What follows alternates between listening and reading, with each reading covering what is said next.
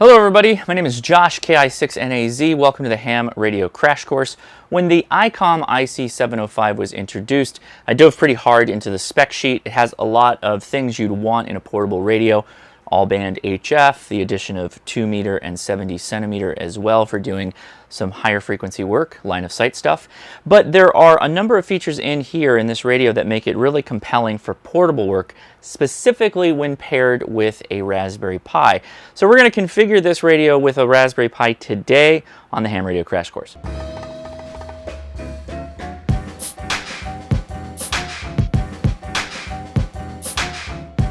And again, thanks for watching this video. I was going through my analytics recently and I realized that more than half of the people that watch my channel are not subscribed yet. So if you could do that, click subscribe right now. I'd appreciate it. Thanks. So why is the IC705 a compelling radio to connect to a Raspberry Pi? Well, this radio has a GPS receiver built in and a single USB port to drive the radio and other controls like audio, as well as potentially piping your GPS receive signal straight to the Raspberry Pi. The Raspberry Pi doesn't have a time source other than what you can feed it via a network or some kind of hat that you attach to it. Or in my case, what I often do is use a GPS receiving dongle when I'm out in the field. Well, by going with the 705, you can get rid of all your extra cabling, meaning you don't need an audio cable, you don't need a cat control cable, you don't need a GPS dongle. One cable, micro USB to the IC705, and one cable straight to the Raspberry Pi gets you everything you need when you're out in the field. Then you just use a laptop or a tablet or a phone with VNC Viewer to actually view the desktop on the Pi. Very, very simple approach for operating portable. So let's go to the tabletop and I'll show you how to set this up. All right, so here's kind of what the new, Pi portable kit looks like now. You just have your one USB cable to go to the 705 into your Raspberry Pi and some kind of power source to feed the Pi. Walking through this, it's a pretty straightforward setup. It functions like a 7300 when programming it into the Raspberry Pi. I will note that this radio is so new that most of the software that is for ham radio doesn't have a profile for it yet. So we're kind of working around that by making this look like a 7300. So to get started with it, and really the primary thing we're going to do here, we're going to go to Menu, we're going to go to Set, we're going to go up to Connectors, and we're going to go down to USB-B function. USB-B function is where we're going to recover and pick up the functionality for GPS. So I've turned on GPS. That's all I had to do. And what it's going to do now is it's going to output the GPS it's receiving through the USB cable and into the Pi. So the next thing we have to do is set up the Pi to receive it on the appropriate serial adapter that gets created when this is plugged in. My Pi is booted up, so before we do anything, we're going to make sure we plug in the antenna here, just so we don't damage anything, and then we'll connect to the Pi. I will make a note that I did go through my large collection of cables that I have, and I found one that works with the 705. Heeding the words of Ray Novak, you need to find a cable that will work appropriately with this radio. It is finicky, and it's not the radio's fault, it's that the cables are sometimes of dubious quality. So make sure you're going through and making sure you're using a good cable. Try this out, obviously, when you're at home before you go out in the field. So there we go, we've got some signals. Let's flip it over to the computer, and I'll show you how to do the rest of this. All right, bring up your favorite VNC viewer. I am using VNC Viewer.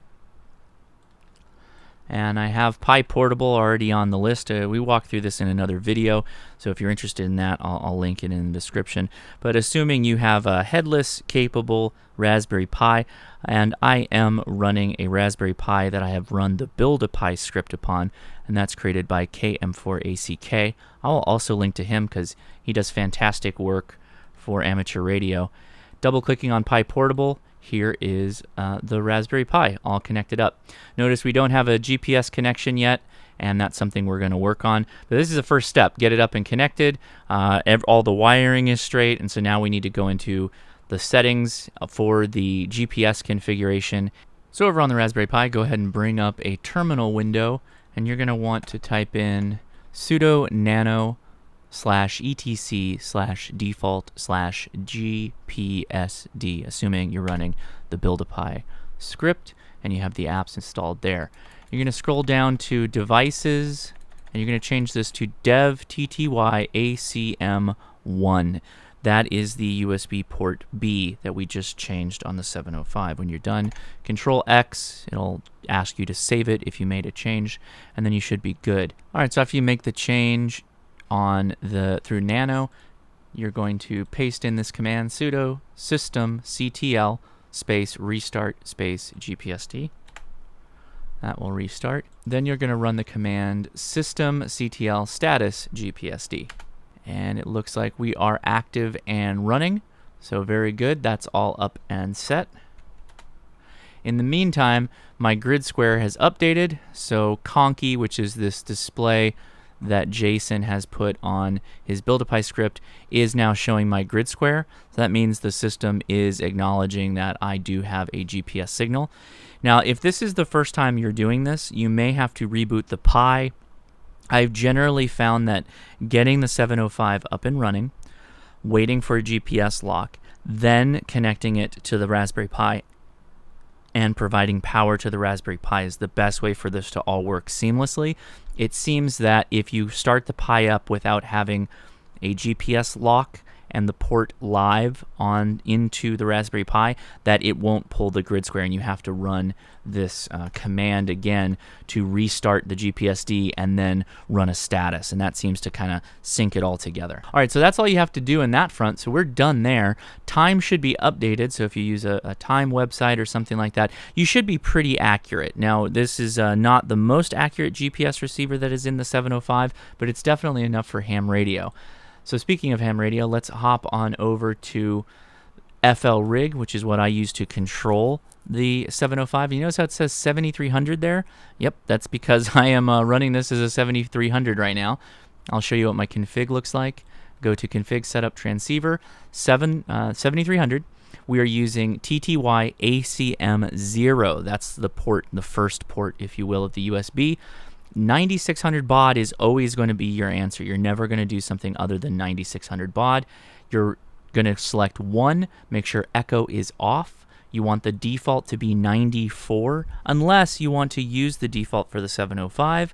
This is the default for the 7300. And then you click init. Now, I will leave you to do that. Mine's already working. I don't want to mess with it. So now it's working. We should be able to simply start up WSJTX or JSA call or whatever it is you use FL Rig for. You would switch this around if you wanted to do SSTV or some of the other modes, and we're simply waiting for it to start up. I get a bit of a complaint here. It doesn't like my log. Okay. Let's change over to 20 meters. I've already got this set up, but let me show you what that looks like to set it up. I'm going to go to File Settings. I'm going to go to Radio, FL Rig. We want cat control to be cat. We want mode to be data packet. We want split operation to be fake it. And that's all you need. For audio, click the audio tab. These are what I'm using. And yes, these automatically selected themselves because I didn't have any other devices connected, which was really nice. If you're using an external sound card, you often have to play a whole different game of making this work, but it is using the ALSA input USB and then the ALSA output USB. And again, USB Burr Brown from TI USB audio codec 00 analog stereo. You want the same for both. I have them set to mono, and we hit OK. So we're obviously decoding packets, so we're right on our way. Let's go ahead and take a look at the waterfall here, see if we can find a spot. This looks good right here. So we'll right click, say set RX and TX on a spot that looks empty. We'll go back over to the TX side. We're 1 off. So I'll change that to 1300 Hertz. I'll click CQ and I'll click Enable Transmit. As you can see, we are transmitting. We are connected to the 705. We have our GPS time synced, which is down here. So we are looking good with our DTs here, our time drift. Notice it's all 0.01, 0.03, 0.04 on this DT column. which is exactly where you want it to be, so we are, accurately tracking along with everybody. Time is extremely important with modes like JSA call and FT8. All the WSJTS modes all require an accurate time source, and the 705 provides it. All right, we've got a contact coming in from KO5T. Very good. Let me bring up Grid Tracker as well, see if we're pulling in any spots yet. All right, we're completing a contact with them. Yep, contact complete. Very good. So that's what we're getting out right now on our whole 5 watts. I'm not connected to an external power source, so 5 watts is what we're putting out of the 705 into my step IR. So the step IR is lending a hand for sure. We completed a contact. We have this up and running. Seems to be working for the heck of it. Let's leave it on the 5 watts, and we'll move the mode over to Whisper, and we'll let this call for a little while. All right, and here we go. I did 1 transmit of Whisper, 5 watts, and making it all the way down to Australia off the back side of my beam. Actually, totally the back side. I'm pointed more to the east side of the United States right now, so that's interesting. Let's dive into this a little bit and see what we got. Wow, so pretty good.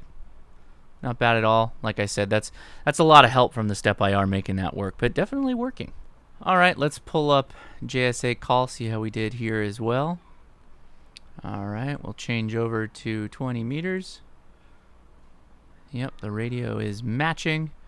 We'll go ahead and give a heartbeat call. Looks like we're getting some signals back here. All right, we got a -12 from KN4REE. Looks like it's working. Well, there you have it, the ICOM IC705, the little radio that can. This thing is packed with a ton of features. That one cable was the really big thing that kind of drew me to it, as well as being pretty much all band, all mode. But the capabilities of adding in GPS and some things with Bluetooth and wireless LAN that we'll talk about in the future, they deserve their own video, make this really, really nice for, simple little Pi setups. And again, you can run this, I run this off my iPad when I'm out in the field, or if you have a cheaper tablet, that's perfect. Actually, that's probably a better situation. A nice, small, cheap tablet you can find used, something like that would work perfectly for going out in the field, because you can just run VNC on that and leave your Pi sitting there, maybe receiving messages on JSA call kind of as an open station while you are away doing other things around the camp. Wonderful for emergency situations, for portable situations when you're going to be off grid for a while. Fantastic. A good solution to a problem all the way around. It's really nice that it can be all in one little box that you carry along with you. So I hope you found this informative and helpful. If you did, give me a thumbs up. I'd really appreciate it. I'm Josh, KI6NAZ. You've been watching the Ham Radio Crash Course. Hit that subscribe button because I live stream every Saturday at 5 p.m. trying to bring you more different, interesting aspects of amateur radio. Okay, I'll talk to you later. See ya.